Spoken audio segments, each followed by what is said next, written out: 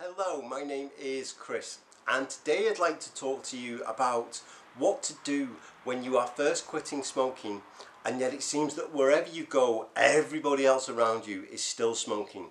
You go out with friends and they're all smoking, you get in the car and everybody in the car is smoking, you go home and oh my god, everybody at home is smoking. It is driving you insane, it is leaving you more and more tempted to pick up that cigarette.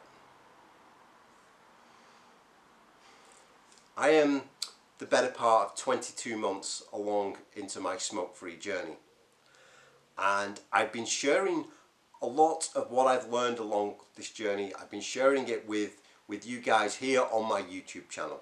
If you haven't seen some of my early videos, I do recommend click the link below, check out that channel. I know I'm a little bit biased, but I do think there's a lot of good stuff on there that you may find helpful. As I've been posting these videos, every now and again, one of you will leave me a comment and say, Chris, everything's going well, I'm really committed to my smoke-free journey, I'm going to make it this time, but if there's one problem I'm having, it's that when I go out, I find myself in situations where other people are smoking and I find it really, really hard to resist, and I don't know how much longer I'm going to be able to resist. It would be great if you could make a video about that. And I keep thinking, yes it would, except for one key problem, which is this. Look, if I'm going to make a video about this subject, then I need to be able to say something to you that I think is actually going to be helpful and useful to you, and that above all else is not going to insult your intelligence. You're smart. You don't need me to sit here and say to you that if you have a choice between going where people are smoking and going where people are not smoking, just go where people are not smoking. It is going to make your life easier. If I said that to you, that would be the end of this video and it would be rubbish and you'd hate me and I'd be insulting your intelligence, and I ain't gonna do that. So the reason I've held off this video for so long is that I just didn't know what to say to you that could help. Until last night. Last night I was out, it was a beautiful evening. Aren't we having the most amazing summer? I was out on my bike cycling around and I was reflecting on how things have gone over the past few weeks. Last week I had this really horrendous week where everything I touched went wrong, everywhere I went something went wrong, everything I did something went wrong. It was incredibly stressful and incredibly frustrating, and yet I didn't pick up a cigarette. And the more I thought about this, the more I realised that look, if I do ever pick up a cigarette again, it won't be because of what's going on around me, but because of what's going on within me. Let me explain to you what I mean by that. If everything externally, everything around me is going according to plan, everything is nice and happy and wonderful, and yet within inside me I feel stressed, depressed, anxious, nervous, just generally unhappy, there is a far greater chance that I will pick up a cigarette again than there is if I am feeling good within myself.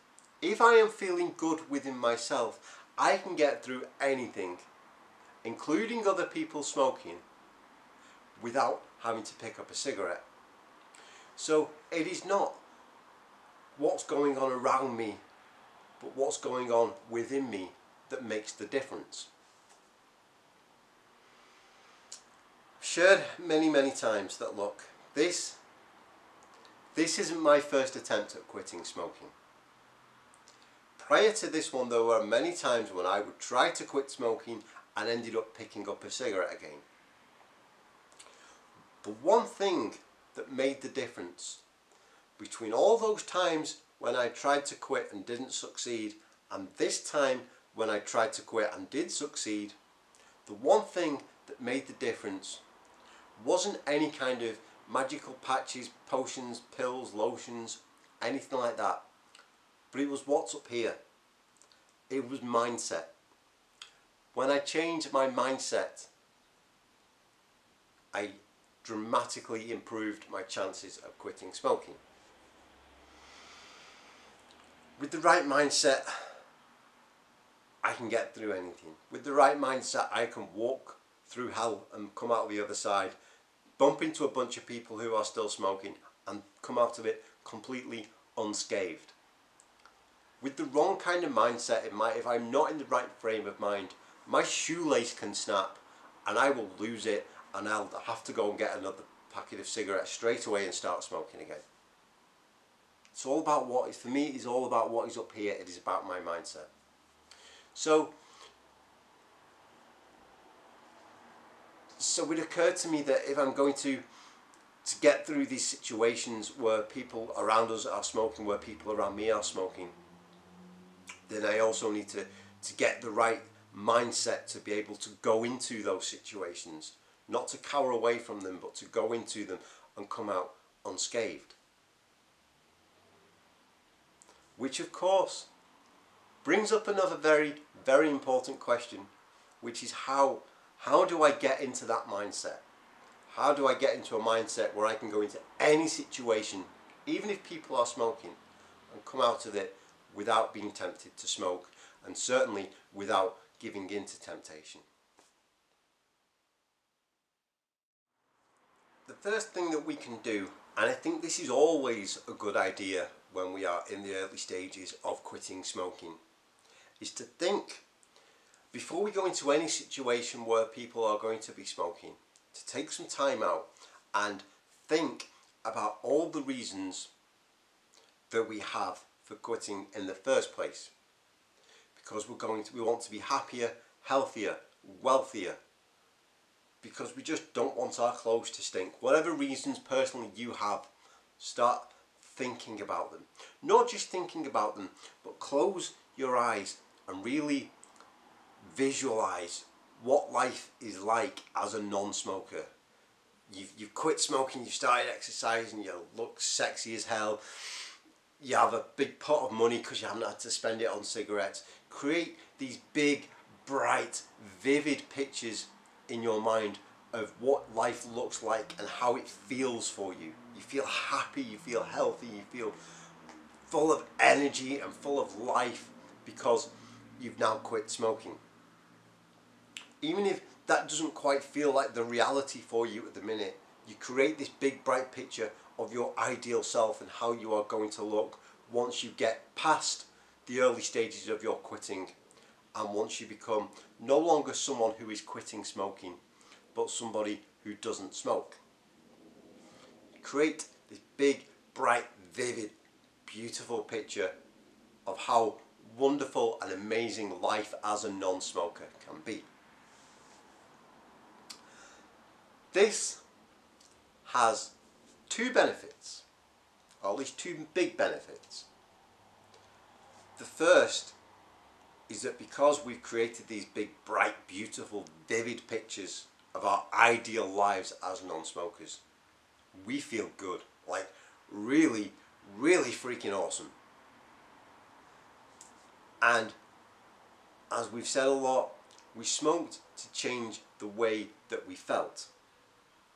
So if we feel absolutely awesome, we're not going to want to change that, are we? We're going to want to keep these good, positive feelings that we're going to destroy if we take a cigarette. If we go into any situation having made ourselves feel really, really good,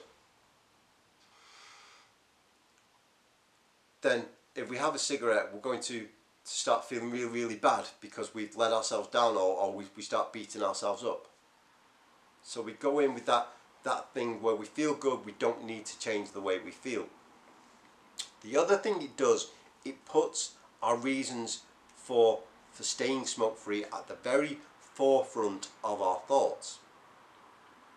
No matter what happens, we go into this situation and somebody is having a cigarette in front of us, and we think, well, I could do what they're doing and have a cigarette, but if I do, then I don't get to have all these good things that I've just been thinking about. I could, yes, accept a cigarette from them, but if I do, I won't have all that health, wealth, happiness and joy that made me feel so good just a little while ago.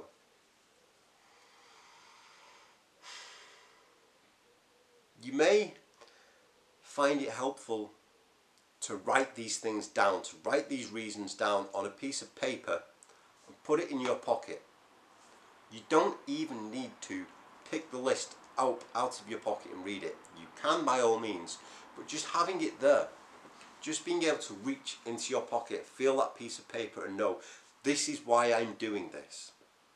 It gives you that extra bit of strength and courage and motivation to say, no, I'm not going to do this because there is something that I value far more on this piece of paper. It doesn't have to be a list on a piece of paper. It might be a small object. It could be the very first coin that you saved by not buying a packet of cigarettes. Or it could be something that represents your goals. Like you're going to quit smoking as part of a longer term health plan. So it's something that reminds you of your health goals. It could be a picture of somebody. Somebody who is supporting you on your quit journey. Someone who you know is proud of you for going through this journey. You keep a picture of them. It could be a physical picture, or just you put it as your wallpaper on your phone, and every now and again you take a look at it. And it reminds you that, look, I feel, when I know that this person is proud of me, I feel good. And I'm going to, in this moment, if I'm struggling in this moment to stay smoke free, I'm going to do it for this person. I knew somebody, a dear friend, who somebody close to them passed away. And they said, Chris, I'm going to do this because I know that this person will be proud of me. So I was thinking, yeah, you could keep a picture of that person with you as you go into those situations. And that temptation occurs and you just take a quick look and you think, well, no, I'm not going to smoke because I'm going to make this person feel proud of me. Because I like when this person is proud of me. So far, so good. But what happens if you've been out for a very long time and more people are smoking around you, and as much as you're trying to keep these good feelings up, they're just grinding you down and you're really not sure how much longer you can go? If you're in that situation, I want you to remember this. It won't last long. That guy is smoking a cigarette in front of you, and it is tempting you to pick up a cigarette and smoke your own cigarette. But I want you to remember this. That cigarette is only going to last that guy like 5 minutes. After that 5 minutes, he'll put it out and you can go inside and you can go back to talking about whatever it was you were talking about. If you find that it triggers a physical craving for a cigarette, most cravings only last 20 minutes. You can last 20 minutes. And if you can't last 20 minutes, you can last 10. You can last 5 minutes. Know how I know you can last 5 minutes? Because I've been talking for longer than 5 minutes, and unless you've had a cigarette in that time, you can do it. You've already proven that you can do it. If you can't last 5 minutes, you can last 2 minutes, or 1 minute, or 30 seconds. If you can't last 30 seconds, you can last 10 seconds. You can last within this moment. Just for this moment, you will not touch a cigarette. And then this moment, and then the next moment. You can get through that short period of time. However, break it down into the smallest amount of time that you can do, and then keep repeating. And it will pass, and like I say, you can just go on to carrying on enjoying the rest of your evening. You might find it helpful to come up with an exit strategy, or let's call it an escape plan. This is something I learned when I was actually first getting sober, if I was going out into situations where I might be tempted to drink, but it applies just as much with smoking. You go into a social event, whatever it might be, you have an exit strategy that you know you can get out of the situation if it gets too much for you. Could be that you drive and you don't take anybody with you, you agree to meet people there and you drive, so that if you need to get out of there, you have the car on standby waiting for you. Excuse me. Could be that you say to people, look, yes, I'm going to come and I'm going to enjoy myself, but I have this vague, unspecific thing that at some point I might need to leave and go and tend to. You don't even need to implement the exit strategy. Just knowing it's there can be a huge help to you. It can help you feel safe and relaxed and like, look, yes, I'm in this situation, but I know that I'm safe and I know that I don't have to smoke, because if I reach a point where I just can't stand it anymore and I'm going to smoke, I can just get the hell out of there. Just having that in the back of your mind, having that exit strategy in the back of your mind can just make you feel like, look, I can totally get through this. I have nothing to worry about. I'm not trapped here. If things get too much, I can just go. You can use it if you need to, but just having it in the back of your mind can be help enough. But you hear me say this and then you think, is this what my life is going to be like from here on in? Every time I go in a social situation where people are smoking, am I going to have some plan in mind that I can run away? Is that my life from now on? Not at all. I'm at a point in my own smoking journey now where, first and foremost, I make good decisions about who I hang around with and what situations I purposely put myself in. Wherever possible, I don't put myself in situations where people are smoking. But if I do find myself in those situations, at no point today am I ever tempted to have a cigarette. I stand there and somebody's having a cigarette in front of me, and the first thing I notice is the smell.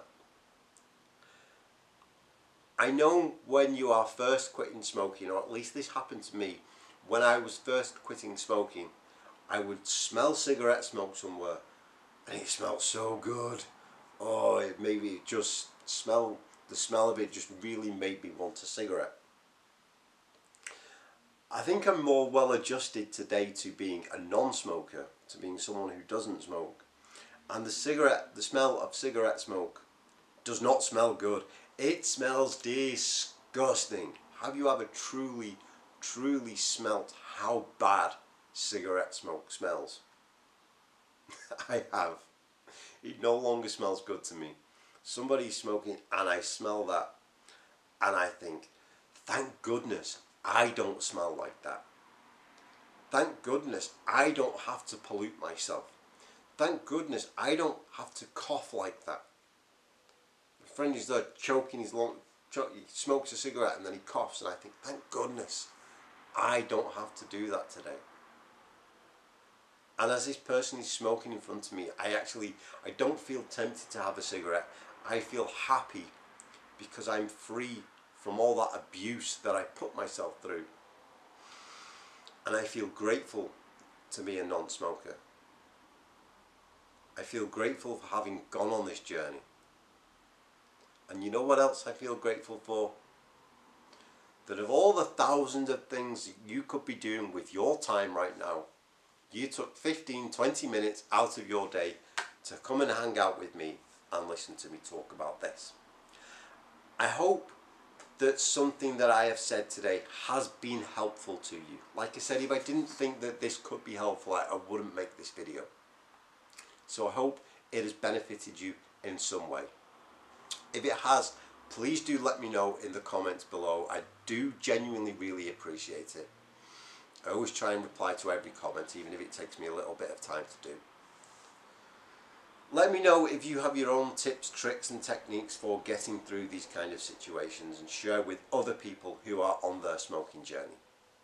As always, likes and comments and shares are always appreciated, and for more videos like this one, please do subscribe. I try and post new videos every week. There may not be a new video next week because I'm out travelling. I'm going to be recording a lot of stuff, but it might be the week after when I get to post it. But there will be more, lots of more stuff on the way soon. Oh my god, I am talking myself into knots. So I'm going to say farewell, thank you again for watching, and I will see you next time. Goodbye.